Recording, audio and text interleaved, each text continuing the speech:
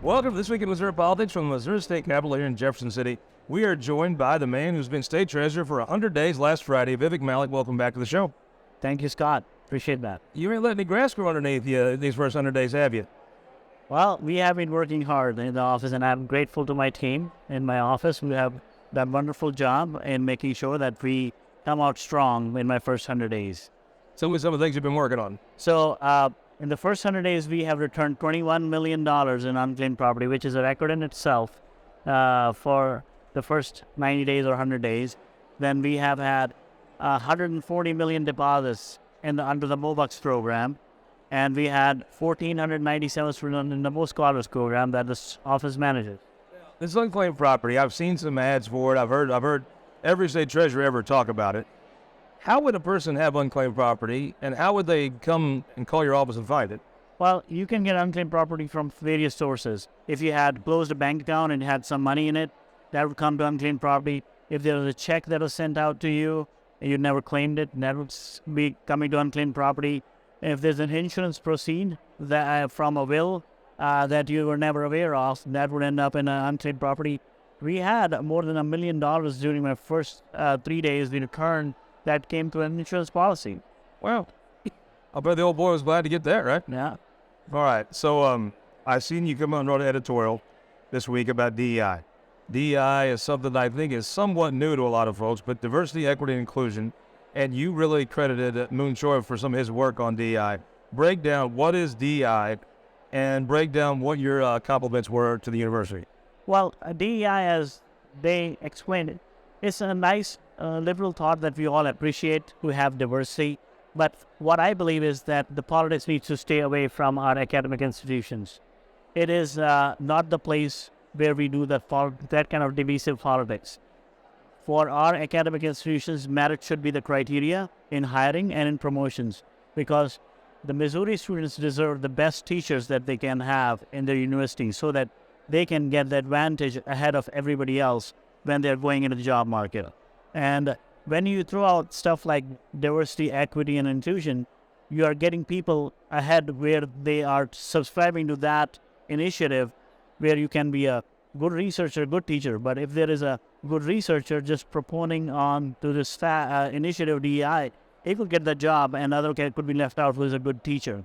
So we don't want these initiatives in our schools and our higher ed institutions. And although I always felt when people explain these things to me, I think a regular fair-minded person would say, African Americans have had a harder road to hoe than a lot of other people in this country. And if you do a few things to try to help level that, but it feels like you can't just do a few things. Things has to be either all or nothing. And it goes a little too far and folks push back on it. I came the hard way. I had only $300 in my pocket and 2 suitcases. And I worked hard. I got an education. I think education is your ticket out and hard work is your ticket out. And if you go to my office, I have a portrait of George Washington Carver as one of the Missouri's, America's great scientist, a great Missourian. He had the hardship. You ever read through what hardships he went through in his life. He was a slave child and was an orphan and was denied admission even though he was an intellectual. At various colleges, finally got admitted to Iowa State, and one of the best scientists we had in our country. Hardship define you. They don't undermine you. I like it. It's interesting. I've watched as you've proceeded through, you started to grow the Republican Party. Tell folks about something. We looked at your the ethics report of all your donations. A lot of names on that I've never seen before in this state that I've never seen give to Republicans. Talk about some of the work you're doing specifically to grow the party and how that fundraising has been a part of that. Well, I have practiced immigration law in my past 18 years, and I have a lot of folks I have helped with the legal immigration issues. And some of those donors were my clients, former clients. But what I see when an immigrant is coming to this country, I see them as a conservative for a simple reason. Because if you come to this country, you don't come with a stash of money. You work hard, and you make your own destiny here, earning that money. So they are not the people who are looking for handouts. You take the example of the Bosnian community in St. Louis, how they saved the South St. Louis city. 60,000 strong population of Bosnians, even though they came in as refugees, they're hardworking people. So they So when you see an immigrant, he's a hardworking person, cares for the family, he has strong family values, and they're people of faith. These are all three basic values of a conservative. So how can they not be conservative? That was my pitch to all the people. You are The reason conservative. they're not conservative, or not Republican, I should say, is that the Republican Party sometimes is viewed as antagonistic toward their being here. And if somebody didn't want me around, I don't know that I'd want to agree with them either. And that's what one of my roles I have to undertaken is to broaden the base of the party. We need to do a better job in reaching out to those folks who share the same values as we do, especially with our children, for kids. When we talk about all this issue of transgender and stuff, mutilating our kids and in these clinics, these people don't subscribe to those issues, and you will see very strong opinions from the folks that I come from, the community I come from. So I think we got to protect our kids, and that's... You talk about communities. The community I come from agrees with you. I think folks in West Butler County don't think those folks should be running little schools and have access to little kids. Let's talk about Mobugs. Speaking of where I'm from, a guy that's just from a few hills over from me, Wendell Bailey, he talks about Mobugs all the time. Tell folks what Mobugs is and the problem we're having right now with you running up on the cap of it. Yeah. Well, Mobugs is a great program that Treasurer Wendell Bailey started back in the 80s. And what I can say is this is a program that helps small businesses with less than 100 employees. The program that helps farmers get the loan at an affordable rate that they need to make sure that they are having a good crop season. So what Mobugs does is if you go to a bank today and you have, because of inflation and high interest rates, your interest rate would be 8.5%, 7.5%. Once the application is made to the state treasurer's office through the bank who has approved your loan, we'll put a deposit of the same amount in that bank as a CD for 5 years. And instead of asking for a rate of return of 4.5 or 4%, we ask for a rate of return of 1% or 1.5%. Thereby, we distribute that spread of 3% to the loanee, to the bank. That's way the bank is not harmed. We do take a little hit, but that is for the greater good, and which offsets eventually based on what the revenues the state receives. And it's been wildly popular, right? Oh, yes, wonderful. But it's so popular, you're about to hit the cap. Is that correct? If going at the same pace, we have slowed down the application process because we lost one employee who was processing these. It used to take about 3 to 4 weeks to process these applications. Right now, due to the number of population and our employee strength, it takes about 7 to 8 weeks to approve those. So we will be hitting the cap. We have a bill in the Senate, once approved. We hope to have that increased by $200 million more to reach to bring the cap to $1 billion. So it's funny to me, a lot of things in government just don't work. But the things that do work, you ought to do more of, right? We need to learn more. That's right. I saw something great. I saw a picture of your daughter up here at the Capitol.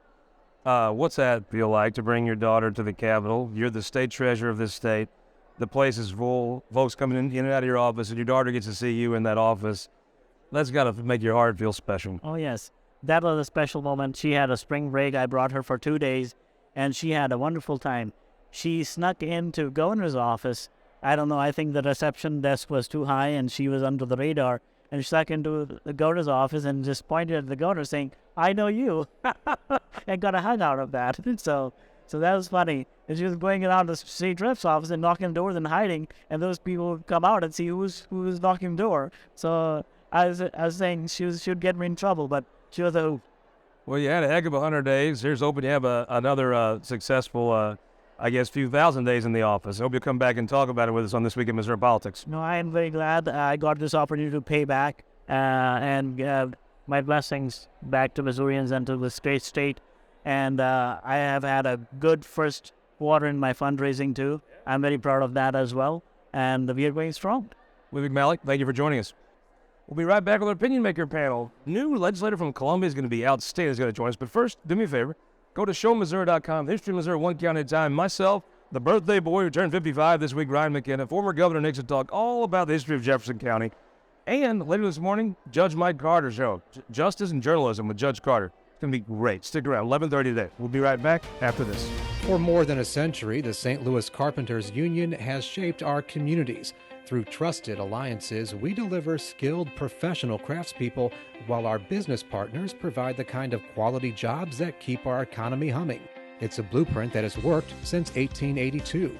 Turning Missouri into a right-to-work state stalls progress, wipes out jobs, and kills momentum. Right to work is wrong for everyone. Let's keep Missouri moving forward. Visit carpdc.org to learn more. All throughout Missouri, businesses are struggling to find workers. Childcare challenges are a big reason why. Our kids are losing out too. Through high-impact early childhood investments, we can support the workforce of today and better prepare our workforce of tomorrow. Empower families with the resources they need to succeed. Reduce crime and avoid costly interventions, saving taxpayers money. Together, we can make Missouri the best place to work, raise a family, and be a kid. We all know puppy mills, cruelty, neglect, and pet store puppies are at high risk for disease, even death. We expect our laws to protect dogs, but now an out-of-state company called Petland is trying to change our state law to enable puppy mill cruelty. We all know it'll hurt the dogs we love. Contact your state legislators. Tell them, protect our dogs. Vote no on the cruelty. Vote no on the harmful puppy mill bill. Data captured by our state-of-the-art monitors helps us pinpoint the timing and location of severe weather more accurately and respond to trouble more quickly. Ameren, Missouri's investment in smart technologies like this is one way we're improving reliability and restoring power faster than ever. Responding to trouble before trouble hits. That's energy at work. Ameren, Missouri. Welcome back to This Week in Missouri Politics. Opinion maker time from the state capitol here. Representative Gretchen Bangert, welcome back to the show. Thank you. First time on the show, new legislator from Columbia, Kathy Steinhoff. Thank you so much for joining us. Well, thank you for inviting me. Chris Dinkins from God's Country in Iron County. Thank you so much for being here. Thanks for having me. Did I read where you won another state title in basketball? We did. This is our third straight title. Titletown. And Brett Dinkins from Titletown with Victory Enterprise. Thank you for joining us. Right. Thanks for having me. All right, let's jump right in on the budget. Representative Bangert. The Senate passed a budget. It had a lot of things the House budget did not have, but it had something. It took something out the House put in. It was a DEI thing. It just explained to me, like I'm a simple hillbilly from West Butler County, what is DEI? DEI is diversity, inclusion, and what's equity. And basically what it did is it put the House version put DEI into each of the budget bills, and therefore basically it would tie our hands in doing business with anybody that did not have DEI policies. So, and how did you vote on that? Oh, I voted against that. Actually, I voted present because I was in agreement with big sections of the budget, but I was against the DEI, so I did vote present. So this is your first time observing this process. I've heard a lot of people compliment many things about the House budget and how it was put together and the process it went through. But you have to think, okay, you really are going to make this monumental change the last day at the last minute? I would say to a person who's first time seeing this, that had to be like, this is really how this works? That's exactly how I felt. Because we had had opportunities before that where it could have been brought up, and it was never brought up before then. And I think the other concern I had is that the language wasn't clear enough that we could even decide what it was addressing. So often people would ask the amendment handler, what do you mean by that? Does that mean this? And we'd always hear, no, it doesn't. So it was very vague. Well, I think you couldn't even pay the light bill from the House budget because she couldn't write a check to Ameren, right? Correct. Representative, you've seen several of these. My assumption is most of your colleagues probably think doing something on this issue is a good thing. And I assume at some point you will. I would say most of the folks that even voted yes on the amendment were probably like, oh, good Lord. Well, you're right. At first, people didn't really realize what was going on and took a couple of bills to go through before we figured out what was going on. And then we saw a lot of votes changing. Not that we don't want something to happen with this, but where it was occurring on the budget bill was not the right place at the right time. Always we kind of felt like most folks in Iron County, they'd probably think, well, there's certain folks that have had a little harder row to hoe. And if you want to do a few of these things, that's fine. But it feels like in today's culture, you can't just use judgment and do a little bit of something. You have to do nothing at all, or have to do a ton of it. And maybe the line has been pushed too far, but is the budget the place to fix that? No, I don't believe it is. I don't think we need to be legislating through the budget process. We need to keep the budget separate we have a hard enough time agreeing on what needs to be in there without adding this to it and without complicating things with the way the language was written. The language needs to be a little more clearly defined, and I think we can do something different in another area. You've watched a lot of these come through. When the House, it's kind of almost predictable at this point. They're going to do something that makes the Senate actually write the budget. This year they went into the last day, at the last minute, and then I'm sure the senators were like, "Oh, this is awesome! Good deal." Well, I will say that Doug Ritchie says that he cleared the language with the Attorney General, and I do trust that if that was the case, if they said it was in fact constitutional, I trust the Attorney General's judgment on that. Missouri isn't a full-time legislature, so you don't have the luxury of saying I can put it off for a few more months at this point in the session. You're really committing to waiting until the following year. So I don't necessarily blame him for taking advantage of the opportunity he had in front of him when filing for legislation was closed. Blame a candidate for doing something to get attention, but you can't blame leadership for saying that's not what we're doing here. Yeah, I mean, leadership had the opportunity, but I do think if they thought there was a constitutional problem with the legislation or using the budget as the method, that Speaker Blocker would have stopped that. Let's talk about something they did right in the Senate.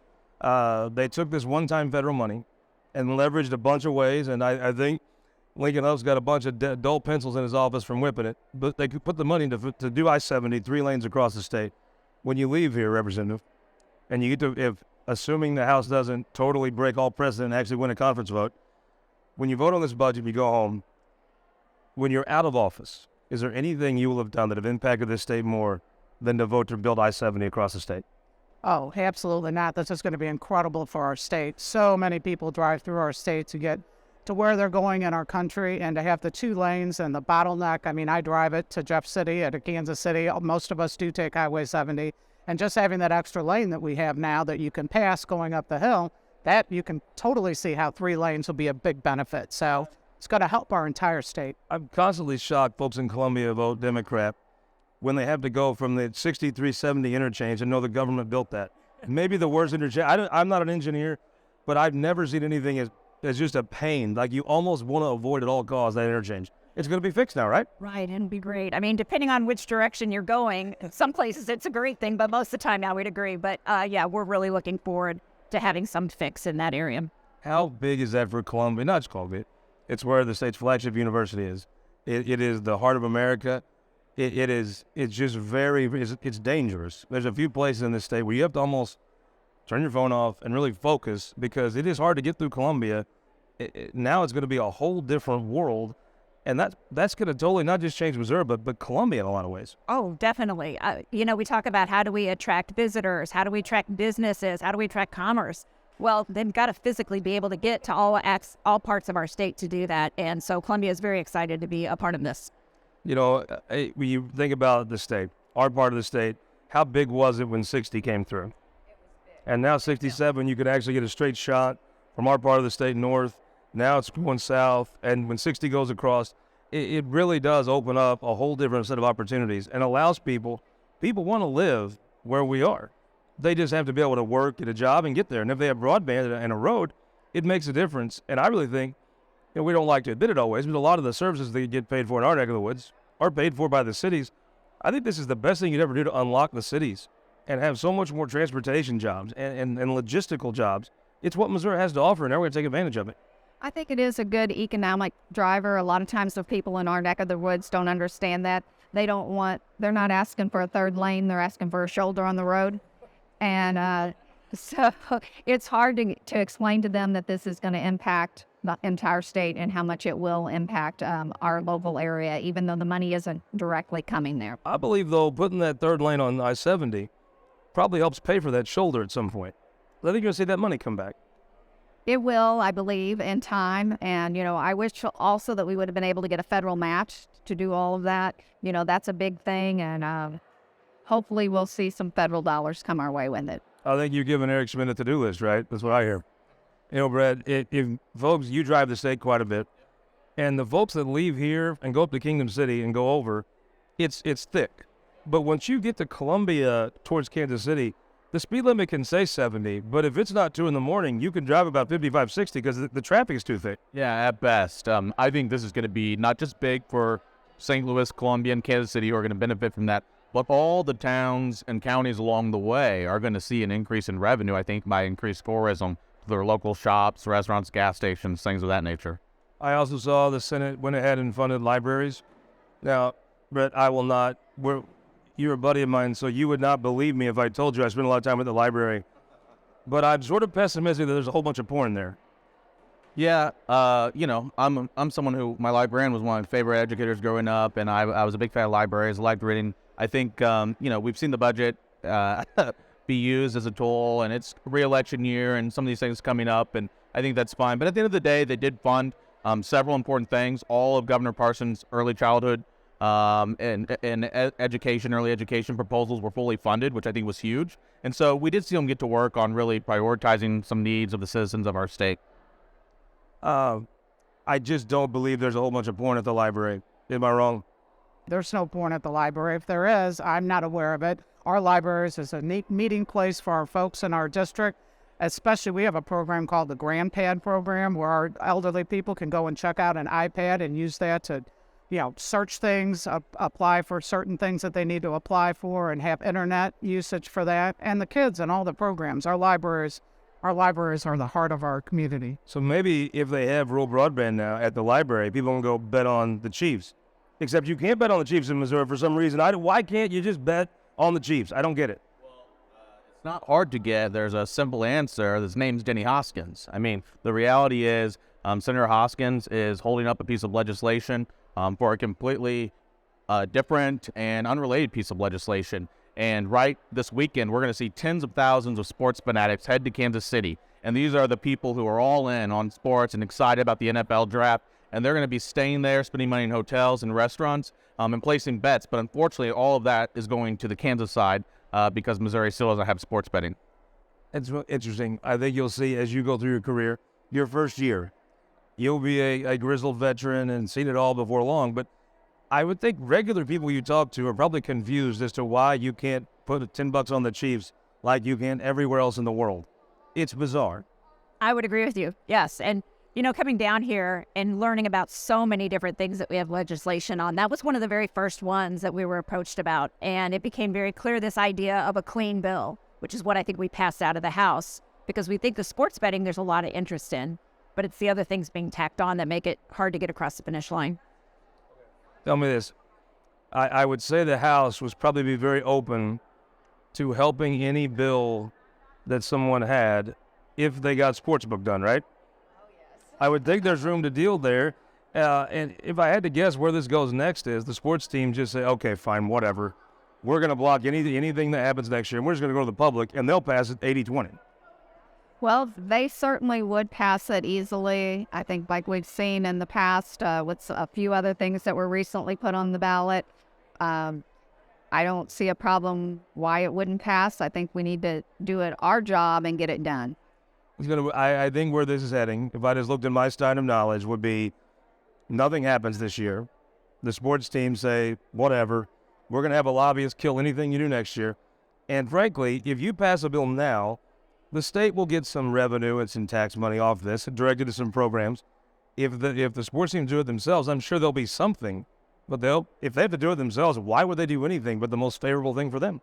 Exactly. I totally agree. I mean, we need to do something as a state, and we have a couple weeks left. I'm hopeful that something will come through because we're losing the revenue. As you said, they're going over to Kansas and placing their bets there. And the NFL thing that we have this weekend, I mean, huge for our state, the money that it's generating. And to have that sports betting, we'd be generating much more. To me, I'm not a big gambler. And also, I don't gamble in gas stations. But I think if you want to gamble in a gas station, that's your business, your money, whatever you want to do. I just do think that the VLT lobby has kind of hostage this sports book for, 5-6 years now. The hostage is about to be free, right? The hostage has a day when they're no longer going to be the hostage. I wonder if at some point the VLT folks realize, okay, no matter what we do, this is over here in a couple weeks. Maybe that's the time for a deal. Well, I certainly hope they come up with a deal sooner than later. The clock is ticking and it's costing the state money and we need to get it done. Prediction, is this just something that people have to take over and do themselves? I think they will if it doesn't pass this year, but I'm still confident there's time to get it done. What do you think? The people are just going to do this themselves, aren't they? Probably yes. What happens? Well, I'm optimistic that we'll be able to take care of it ourselves. I'm hopeful for this year. I'm really hopeful. Yeah, I'll vote no. There's people. If you want to bet on the Chiefs, you got to do it yourself. I can't have you on and not talk about schools. A lot of school legislation flying. Give me something you think could actually happen that would be good for the state. Well, we have a huge omnibus bill, 497, that was voted out of the House in late March, I want to say. And the Senate took it up and had a hearing earlier this week. There's some good stuff in that bill. One of the things is to offer scholarships for folks that are going to go into hard-to-teach schools or areas or hard-to-teach subjects. Another part of that is allowing folks that are on retirement, have their teacher's retirement, to be able to go back into the classroom and teach more hours. We're so desperate for teachers. We have a huge need for that. I also have to plug that's in there is my cursive handwriting that I've been working on for several years, so all of our folks in our state can read and write cursive handwriting. So that's a big omnibus bill. There was another bill that passed out of education this week, Representative Brown's bill that deals with accreditation, using an outside source to accredit our schools rather than DESE. And it also includes a portion to remove the MAP testing requirement in our schools. So, what's something that's out there that you think could happen that would be good? I've got House Bill 70 over in the Senate, and that's a school protection officer bill, and that would allow others in the school besides a certified staff member to be deemed a school protection officer and carry either mace or a weapon. As you know, in our areas, might take 45 minutes for a police officer to arrive, and so we need to make sure we're doing everything we can to keep our kids protected. Well, limited left. Who won the week? who won the week? I would say the people that live in the Hazelwood School District, Jana Elementary, where radioactive waste was found a few months ago. Actually, it's been about a year or so. Radioactive waste was found there. The school was closed down. The students were all pushed out into different schools. Senator Hawley's office heard about this issue and pushed legislation through this week that passed. So the federal government is going to come in and do the cleanup and inspect all of the schools in Hazelwood and Coldwater Creek. So huge win for the radioactive waste issue that we have in the week. It's a great one. I'm going to say the ACLU judge on Wednesday temporarily blocked the Attorney General's emergency rule against restrictions on gender-affirming care. And I think every day we can delay any of this is saving lives. Well, anytime the government's dealing with the ACLU, they ain't coming after you, right? Who won the week? I'm going to say the Senate for passing IP and sending it back to us. So we've been working on this for several years now, and they finally got something done without shutting down. I thought maybe it was a coincidence that you, while they were passing IP, you started doing Senate bills. I don't know how that works. Who won the week? It's got to be Kansas. I mean, they're going to be toasting to Jenny Hoskins this weekend, enjoying their beers during the NFL draft, knowing they got all our revenue. He don't let up, does he? All right, I'm going to say Justin Brown, the senator from Raleigh, the Thomas Jefferson of parking law. He had probably the most substantial bill of the year filed with Liberated High Street. Him and the new mayor of Jeff City, Ron Fitzwater, won the week. They worked out a deal. You can finally come to your state capital without being harassed. They won the week, hands down. We hope you'll win the week next week by coming back here and joining us on This Week in Missouri Politics. This Week in Missouri Politics is sponsored by the Missouri Automobile Dealers Association, Ameren, Spire, and the United Electric Cooperative.